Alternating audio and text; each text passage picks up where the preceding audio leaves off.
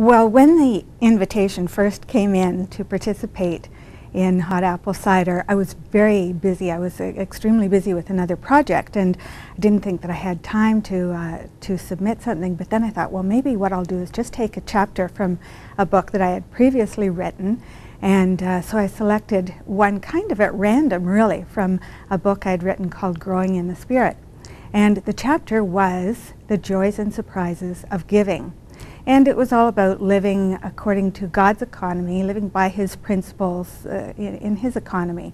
And in retrospect, that was no random selection. God really had a plan, because at that time we had no idea that the world would be in such turmoil now. People would be so frightened financially and so on.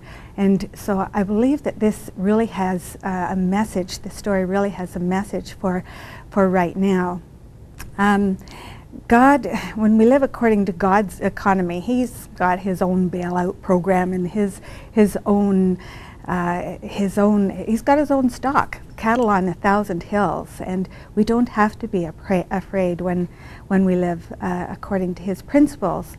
3 years ago, my life totally blew apart, and I was basically left with just my furniture and certainly no income.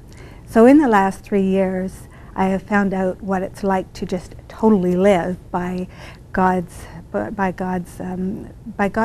economy.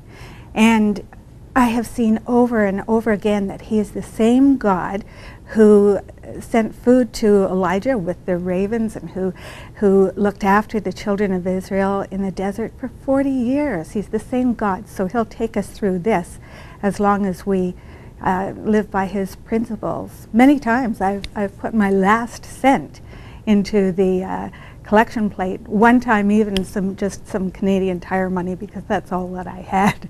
But I had no fear, because I knew that when the next car payment came, or when the next whatever came, that God would have it provided for. Sometimes it's like hanging on by the last fingernail, but He always provides. He's always there.